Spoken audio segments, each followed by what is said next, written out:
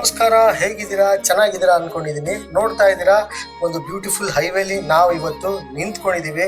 ಏನಪ್ಪಾ ಮಾಡ್ತೀವಿ ಹೈವೇಲಿ ನಿಂತ್ಕೊಂಡು ಅಂತ ಹೇಳಿದ್ರೆ, ಸಿಕಂದೂರ್ ಕಡೆಗೆ ಹೋಗ್ತಾ ಇದೀವಿ. ಸಾಗರದಿಂದ 40 ಕಿಲೋಮೀಟ್ರು ಸಿಕಂದೂರ್ ಬ್ರಿಡ್ಜ್ ತನಕ, ಅಲ್ಲಿಂದ ಒಂದು 3 ಕಿಲೋಮೀಟ್ರು ದೇವಸ್ಥಾನಕ್ಕೆ. ನೋಡ್ತಾ ಇದ್ದೀರಾ, ಇಲ್ಲಿಂದ ಆಕ್ಚುಯಲ್ ಸಿಕಂದೂರು ಇವಾಗ ಶುರು ಆಗುತ್ತೆ. ನೋಡ್ತಾ ಇದ್ದೀರಾ ನನ್ನ ಮುಂದೆ the wonderful, the beautiful bridge ನಿಮಗೆ ಕಾಣಿಸ್ತಿದೆ.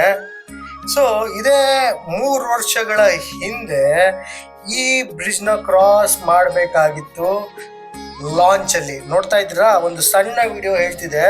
ಮೊದಲು ಜನರು ಈ ನದಿನ ಹೇಗೆ ಕ್ರಾಸ್ ಮಾಡಿ ಸಿಕಂದೂರ್ ಕಡೆಗೆ ಹೋಗ್ತಾ ಇದ್ರು ಅಂತ. ಆದರೆ ನಾವು ಅದೃಷ್ಟವಂತರು, ನಮಗೆ ಈ ಬ್ರಿಡ್ಜ್ ಕಟ್ಟಿದರೆ ಸಿಕಂದೂರ್ ಎಂಟ್ರಿ ಆದ ತಕ್ಷಣ ಆಲ್ಮೋಸ್ಟ್ 2.4 ಕಿಲೋಮೀಟರ್ಸು ಈ ಬ್ರಿಡ್ಜ್ನ ನಾವು ಕ್ರಾಸ್ ಮಾಡಬೇಕಾಗುತ್ತೆ. ಸೂಪರ್ ಆಗಿದೆ. ಇದನ್ನ ರೀಸೆಂಟ್ ಆಗಿ ನಮ್ಮ ಗಡ್ಕರಿ ಸಾಹೇಬರು ಉದ್ಘಾಟನೆ ಕೂಡ ಮಾಡಿದ್ದಾರೆ. ನೋಡ್ತಾ ಇದ್ದೀರಾ ಹೇಗಿದೆ ಈ ಒಂದು ಶರಾವತಿಯ ಬ್ಯೂಟಿಫುಲ್ ನದಿಯ ಬ್ಯಾಕ್ ವಾಟರ್. ವಿಶ್ವದ ಪ್ರಸಿದ್ಧ ಬ್ರಿಡ್ಜ್ ಮೇಲೆ ಹೋಗುವಾಗ ನಿಮ್ಗೊಂದು ಕತೆ ಹೇಳ್ಬೇಕಲ್ವಾ, ಏನಕ್ಕೆ ನಾವು ಸಿಕಂದೂರ್ಗೆ ಹೋಗ್ತಾ ಇದೀವಿ, ಸಿಕಂದೂರ್ ಏನಕ್ಕೆ ಫೇಮಸ್ಸು, ಅದನ್ನ ಒಂದು ಸಣ್ಣ ಕತೆ ನೋಡ್ಕೊಂಡು ಬಂದ್ಬಿಡೋಣ ಬನ್ನಿ. ಕರ್ನಾಟಕದ ಮಲೆನಾಡು ಅಂದ್ರೆ ಅದು ಕೇವಲ ಪ್ರಕೃತಿಯ ಸೌಂದರ್ಯವಲ್ಲ, ಅದು ದೈವಿಕತೆಯ ಒಂದು ನೆಲೆವೀಡು ಕೂಡ ಹೌದು ಅಲ್ವೇ. ಶಿವಮೊಗ್ಗ ಜಿಲ್ಲೆಯ ಸಾಗರ ತಾಲೂಕಿನ ದಟ್ಟ ಅರಣ್ಯಗಳ ನಡುವೆ ಹಸಿರು ಸೀರೆ ಉಟ್ಟ ಬೆಟ್ಟ ಗುಡ್ಡಗಳ ಸಾಲಿನಲ್ಲಿ ಶರಾವತಿ ನದಿಯ ಹಿನ್ನೀರು ಗಂಭೀರವಾಗಿ ಹರಿಯುತ್ತೆ. ಅದೇ ಕ್ಷೇತ್ರದಲ್ಲಿ ನಾವಿದ್ದೀವಿ, ಈ ಸಿಕಂದೂರಲ್ಲಿ. ಇಲ್ಲಿನ ಅಧಿದೇವತೆ ಶ್ರೀ ಚೌಡೇಶ್ವರಿ ಅಮ್ಮನವರು. ಈ ಕ್ಷೇತ್ರಕ್ಕೆ ಕಾಲಿಡ್ತಿದ್ದಂತೆ ಒಂದು ರೀತಿಯ ವೈಬ್ರೇಷನ್ ನಮಗೆ ಬರುತ್ತೆ. ಸುಮಾರು 300 ವರ್ಷಗಳ ಇತಿಹಾಸವಿರೋ ಈ ಕ್ಷೇತ್ರ ಕೇವಲ ಒಂದು ದೇವಸ್ಥಾನವಾಗಿ ಉಳಿದಿಲ್ಲ, ಇದು ನ್ಯಾಯ, ನಂಬಿಕೆ ಮತ್ತು ಪವಾಡಗಳ ಮಹಾಸಂಗಮವಾಗಿ ಬೆಳೆದಿದೆ. ಸಿಕಂದೂರು ಕ್ಷೇತ್ರದ ಇತಿಹಾಸ ಒಬ್ಬ ಸಾಮಾನ್ಯ ವ್ಯಕ್ತಿಯ ಅಚಲ ಭಕ್ತಿಯಿಂದ ಪ್ರಾರಂಭವಾಗುತ್ತೆ. 17ನೇ ಶತಮಾನದ ಅತ್ಯಂತ ಅವಧಿಯಲ್ಲಿ ಈ ಪ್ರದೇಶವು ಈಗಿನಂತಿರಲಿಲ್ಲ. ದಾರಿ ಕಾಣದ ದಟ್ಟ ಅರಣ್ಯ, ಕ್ರೂರ ಮೃಗಗಳು ಇಲ್ಲಿ ಜೀವಿಸ್ತಾ ಇದ್ವು. ಈ ಭಾಗದಲ್ಲಿ ವಾಸವಾಗಿದ್ದ ಶೇಷಪ್ಪ ಈಡಿಗ ಎಂಬುವರು ಅತ್ಯಂತ ಪ್ರಾಮಾಣಿಕ ಮತ್ತು ಕಾಯಕ ಯೋಗಿ. ಅವರು ಪ್ರತಿದಿನ ಅರಣ್ಯಕ್ಕೆ ತೆರಳಿ ಜೀವನೋಪಾಯಕ್ಕಾಗಿ ಮಲೆನಾಡಿನ ಉತ್ಪನ್ನಗಳನ್ನು ಸಂಗ್ರಹಿಸ್ತಿದ್ರು. ಅವರ ಭಕ್ತಿ ಎಷ್ಟು ಗಾಢವಾಗಿತ್ತೆಂದರೆ ಪ್ರತಿ ಕೆಲಸದಲ್ಲೂ ದೇವರನ್ನು ನೆನೆತಿದ್ರು. ಒಮ್ಮೆ ಶೇಷಪ್ಪ ಅವರು ಕಾಡಿನ ಆಳಕ್ಕೆ ಹೋದಾಗ ಹಠಾತ್ತನೆ ಮಬ್ಬು ಕವಿದಿತ್ತು. ಮಲೆನಾಡಿನ ಮಳೆ ಮತ್ತು ದಟ್ಟ ಮಂಜಿನ ನಡುವೆ ಅವರಿಗೆ ಹಳ್ಳಿಯ ಮರಗಳು ದಾರಿ ತಿಳಿಯುತ್ತಿರಲಿಲ್ಲ. ರಾತ್ರಿ ಆಗುತ್ತಾ ಬಂದಂತೆ ಕಾಡಿನ ಪ್ರಾಣಿಗಳ ಭಯ ಕಾಡ್ತಿತ್ತು. ಅವರಲ್ಲಿ ಒಂದು ಬೃಹತ್ ಮರದ ಕೆಳಗೆ ಕುಳಿತುಕೊಂಡು ದಣಿವಿನಿಂದ ಅವರಿಗೆ ಅಲ್ಲೇ ನಿದ್ರೆನೂ ಕೂಡ ಬಂತು. ಆ ರಾತ್ರಿ ಶೇಷಪ್ಪನವರ ಕನಸಿನಲ್ಲಿ ಅದ್ಭುತವಾದ ಬೆಳಕು ಮೂಡಿ ಬಂತು. ಸಿಂಹವಾಹಿನಿಯಾಗಿ ಕೈಯಲ್ಲಿ ಆಯುಧಗಳನ್ನು ಹಿಡಿದು ಮಂದಹಾಸ ಬೀರುತ್ತಾ ತಾಯಿ ಚೌಡೇಶ್ವರಿ ಅಮ್ಮನವರು ಪ್ರತ್ಯಕ್ಷರಾದರು. ಶೇಷಪ್ಪ, ಈ ವನದಲ್ಲಿ ನಾನು ನೆಲೆಸಿದ್ದೇನೆ. ನನ್ನ ಶಕ್ತಿಯನ್ನು ನಿನ್ನಿನ ಜನರಿಗೆ ತೋರುವ ಸಮಯ ಬಂದಿದೆ ನೋಡು. ಈ ಜಾಗದಲ್ಲಿ ನನ್ನನ್ನು ಆರಾಧಿಸು. ನನಗೆ ಮತ್ತು ಇಲ್ಲಿಯ ಭಕ್ತರಿಗೆ ನಾನು ರಕ್ಷಣೆ ಆಗುತ್ತೀನಿ ಎಂದು ಹೇಳಿ ಆ ದೇವಿ ಮಾಯವಾಗ್ಬಿಟ್ಲು. ಬೆಳಗ್ಗೆ ಎದ್ದು ನೋಡಿದಾಗ ಶೇಷಪ್ಪ ಅವರಲ್ಲಿ ಒಂದು ದಿವ್ಯವಾದ ಆತ್ಮವಿಶ್ವಾಸ ಕಾಣಿಸ್ತು. ಅದೇ ದೇವಿಯ ರೂಪವೊಂದು ಭಾವಿಸಿ ಶೇಷಪ್ಪ ಆ ಶಿಲೆಗೆ ಪೂಜೆ ಕೂಡ ಆರಂಭಿಸಿದ್ರು. ಶೇಷಪ್ಪನವರು ಒಬ್ಬರೇ ಈ ದೈವಿಕ ಕಾರ್ಯವನ್ನು ನಿಭಾಯಿಸಲು ಸಾಧ್ಯವಾಗುತ್ತಿರಲಿಲ್ಲ. ಅವರು ಹಳ್ಳಿಯ ಪೂಜ್ಯ ಪುರೋಹಿತರಾದ ದುಗ್ಗಜ ಅವರ ಬಳಿ ಹೋಗಿ ನಡೆದ ಎಲ್ಲ ಘಟನೆಗಳನ್ನು ವಿವರವಾಗಿ ಹೇಳಿದ್ರು. ಅಲ್ಲಿಂದ ಮುಂದೆ ದುಗ್ಗಜರು ಮತ್ತು ಶೇಷಪ್ಪ ಇಬ್ಬರೂ ಸೇರಿ ಒಂದು ಪುಟ್ಟ ಗುಡಿಯನ್ನು ನಿರ್ಮಿಸಿ ಶಾಸ್ತ್ರೋಕ್ತವಾಗಿ ಪೂಜೆಗಳನ್ನು ಆರಂಭಿಸಿದರು.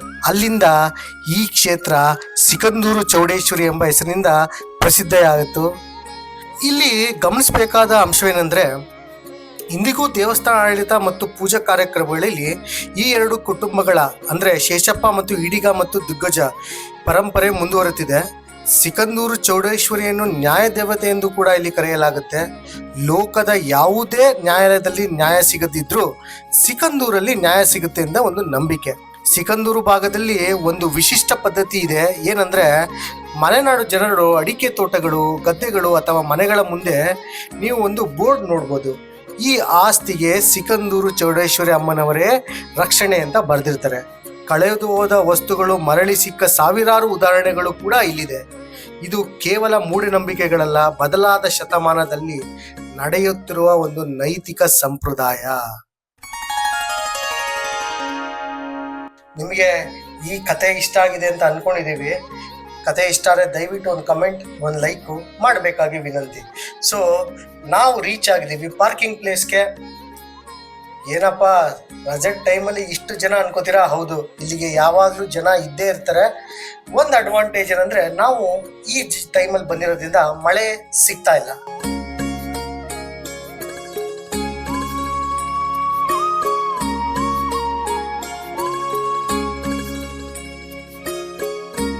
ಆ ಕಡೆ ಈ ಕಡೆ ಬೀದಿ ವ್ಯಾಪಾರಿಗಳು ಒಳ್ಳೆ ಬಿಸ್ನೆಸ್ ಮಾಡ್ತಾ ಇದ್ದಾರೆ. ನಮಗೆ ಟೆಂಪಲ್ಗೆ ಹೋಗೋ ಒಂದು ತವಕ. ನೋಡ್ತಾ ಇದ್ದೀರಾ, ಸುತ್ತಮುತ್ತಲಿನ ಒಂದು ಶಾಪು ಎಷ್ಟು ಬ್ಯೂಟಿಫುಲ್ ಆಗಿದ್ದಾರೆ. ಜನರು ಮುಗಿಬಿದ್ದು ಪರ್ಚೇಸ್ ಮಾಡ್ತಾ ಇದ್ದಾರೆ. ಇವಾಗ ನಮ್ಮ ಚಪ್ಪಲಿಗಳನ್ನೆಲ್ಲ ಬಿಟ್ಟು ಸೆಲ್ಫ್ ಸರ್ವಿಸ್ ಮಾಡ್ಕೊಳ್ಳೋಣ, ಆಮೇಲೆ ಟೆಂಪಲ್ ಕೂಡ ವಿಸಿಟ್ ಮಾಡೋಣ ಬನ್ನಿ.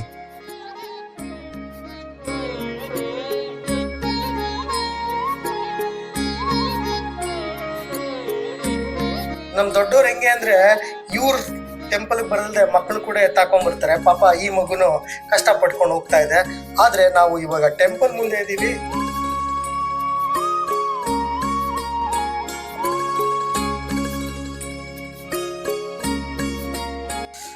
ಆಲ್ರೆಡಿ ಹೇಳ್ದಂಗೆ ಟೆಂಪಲ್ ಎಂಟ್ರಿನ್ಸ್ ಆಗ್ತಿದ್ದಂಗೆ ಒಂದು ವೈಬ್ರೇಷನ್ನು. ಇಲ್ಲಿ ಉತ್ತರ ಕರ್ನಾಟಕ ಜನ ಬಹಳ ಮಂದಿ ಇದ್ದಾರೆ. ನೋಡ್ತಾ ಇದ್ದೀರಾ, ಟೆಂಪಲ್ನ ಆಕ್ಚುಯಲ್ ಕ್ಯೂ ಸಿಸ್ಟಮ್ಗೆ ನಾವು ಇವಾಗ ಎಂಟ್ರಿ ಕೊಡ್ತಾ ಇದ್ದೀವಿ. ನೋಡ್ತಾ ಇದ್ದೀರಾ, ಆ ಕಡೆ ಈ ಕಡೆ ಜೈಲ್ ಥರ ಜನರು ನುಗ್ಗಿ ಮಾಡಿ ಹೆಂಗಾರು ಮಾಡಿ ದರ್ಶನ ಮಾಡಬೇಕು ಅಂತ ಡಿಸೈಡ್ ಮಾಡ್ಕೊಂಡು ಹೋಗ್ತಾ ಇದ್ದಾರೆ. ಒಂದು 4 ರೋ ಇದೇ ಥರ ಇದೆ.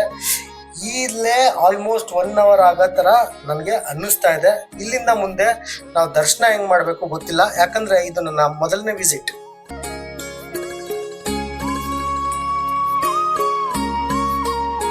ನಾವು temple entry ಕೊಡ್ತಿದ್ದಂಗೆ almost Dakshina Kannada ಸ್ಟೈಲಲ್ಲಿ ಇರುತ್ತೆ ಅನ್ಕೊಂಡೆ, ಬಟ್ ಇದು ದಕ್ಷಿಣ ಕನ್ನಡ ಸ್ಟೈಲಲ್ಲಿ ಇಲ್ಲ, ಮಾಮೂಲಿ ಟ್ರೆಡಿಷನಲ್ ಟೆಂಪಲ್ ಇದ್ದಂಗಿದೆ. ಸೊ ದೇವಸ್ಥಾನದೊಳಗೆ ಆಲ್ಮೋಸ್ಟ್ ಹೋಗೋಕ್ಕೆ ನಾವು ವೆರಿ ನಿಯರ್ ಇದ್ದೀವಿ.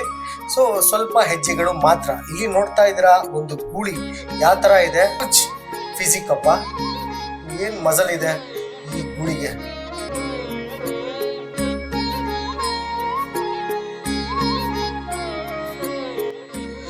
ದೇವಾಲಯದ ಆವರಣ ಹೀಗೆ, ಇಲ್ಲಿಗೆ ಯಾರಿಗೂ ಬಿಡಲ್ಲ. ಒಂದು ರೌಂಡ್ ಹೊಡ್ಕೊಂಡೆ ಟೆಂಪಲ್ಗೆ ಹೋಗ್ಬೇಕು. ಅಲ್ಲಿಗೆ ಹೋಗೋಕ್ಕೆ ಆಲ್ಮೋಸ್ಟ್ ಒಂದು ಅನದರ್ 10 minutes ಆಗುತ್ತಾ ಅಂತ. ಟೆಂಪಲ್ ಗರ್ಭಗುಡಿ ಒಳಗೆ ಮೊಬೈಲ್ ಪ್ರವೇಶ ಇಲ್ಲ. ಏನೋ ಒಂದು ಜುಗಾಡ್ ಮಾಡೋಣ ಬನ್ನಿ.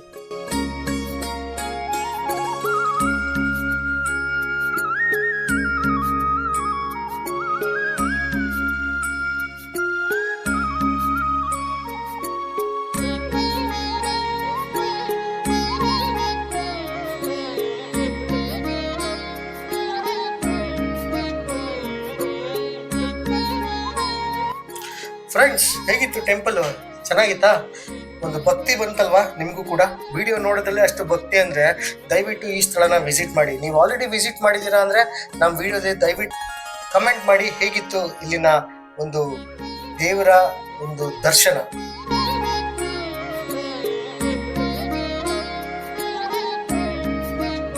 ಇಲ್ಲಿಂದ ಮುಂದಕ್ಕೆ ನಾವು ಹೊರಗೆ ಬಂದ್ಮೇಲೆ ಊಟ ಮಾಡಬೇಕು, ದೇವ್ರ ಪ್ರಸಾದ ಸವಿಬೇಕು. ಅದಕ್ಕೆ ನಾವು ಇವಾಗ ದೇವರ ಪ್ರಸಾದ ಸವಿಯಕ್ಕೋಸ್ಕರ ಈ ಜಾಗದಲ್ಲಿ ನಡ್ಕೊಂಡು ಹೋಗ್ತಾ ಇದ್ದೀವಿ.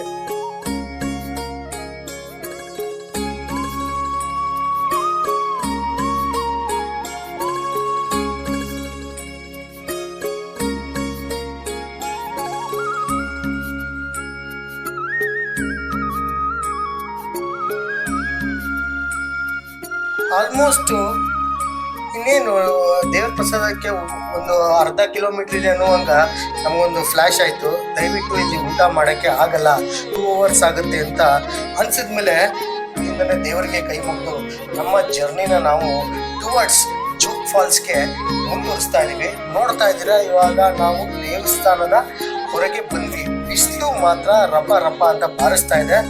But we are blessed today, taken the wonderful blessings. ಈ ವಿಡಿಯೋ ನಿಮ್ಗೆ ಇಷ್ಟ ಆಗಿದೆ ಅಂದ್ಕೊಂಡಿದ್ದೀನಿ. ನಮ್ಮ ಮುಂದಿನ ಜರ್ನಿ ಹೇಗಿರುತ್ತೆ, ಯಾವ ಥರ ಇರುತ್ತೆ ಅಂತ ನಿಮಗೆ ತೋರಿಸ್ಕೊಡ್ತೀವಿ. ನಮಸ್ಕಾರ, ರಾಯಲ್ ರೈಡಾ.